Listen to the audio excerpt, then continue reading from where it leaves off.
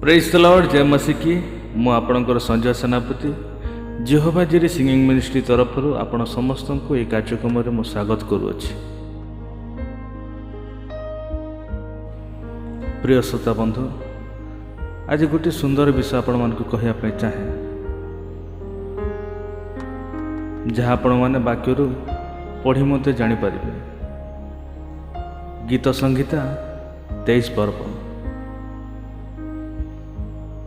तेबे आजिर प्रसंग है मनोयोगी ईश्वर। आजिर चिंता, सदाप्रभु मोर प्रतिपालक कि।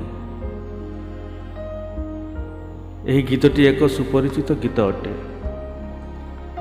अनेक थर अध्ययन करी मुखस्त करिछु। थरे गोटे सान झील ए गीत 23 अध्याय को आरंभ करी कहला, सदाप्रभु मोर प्रतिपालक। एतिकी मोर दरकार। व्यक्तिगत मनोयोगिता। सदाप्रभु मोर प्रतिपालक, मोर अभाव हेब ना, कारण से मोर व्यक्तिगत जीवन प्रति मनोयोगी अटंती। से मोर पाद को कोमल तृणमय स्थान में स्थापन कर से मोर जत्न नियंती।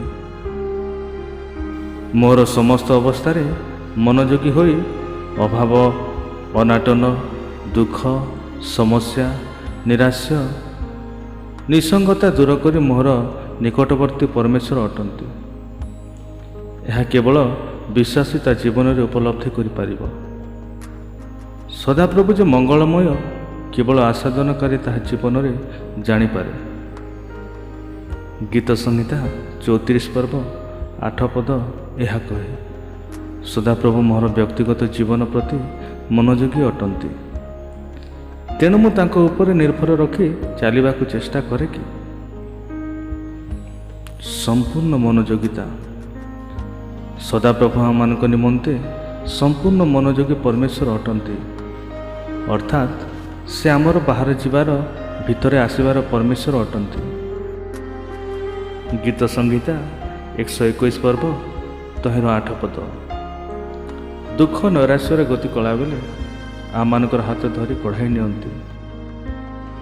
मृत्यु छाया उपत्यका दे गला बेले से आमर गतिपथ नियंत्रण करती। से आम मानकर मेज को सजाती, अर्थात शत्रु मानकर मध्य शांति रे बास करने दियंती। यह विश्वास एक अनुभूति रूपक साक्ष्य अटे। से आम मान जीवन में मंगल जन्माइबार परमेश्वर अटंती। से आमको विश्राम दियंती और आम मान जीवन को सतेज करती। से मोर हाथ धरी कढ़ाई नियंती, अर्थात दिग्दर्शन दे मोर द्वंद्व को दूर कर उपयुक्त सिद्धांत नेबा को साहाय्य करती। से मते शारीरिक और आत्मिक भाव सुरक्षा दियंती। से आगामी जीवनर आशा और भरोसा दियंती। अर्थात ये जीवन में पुणी मृत्यु पर मध्य सदाप्रभुंकर गृह रे बास करी यही अनंत भरोसा दियंती। तेबे मोर प्रिय बंधु, आसंतु आमे समस्ते प्रभुंक निकट में आंठु भांगी प्रार्थना करिबा और कहिबा, सदाप्रभु तुमे मोर प्रतिपालक होई मो निमंते मनोयोगी होइथिबारु मु तुमको धन्यवाद देउछि। आमेन। श्रोता बंधु, आजर वाक्य आपण मन को किपरि लागिला दयाकरी मेसेज करी आम मन को जणाइबे। हाँ, ये वाक्य को अधिक रु अधिक शेयर करने को भूलिबे नहीं।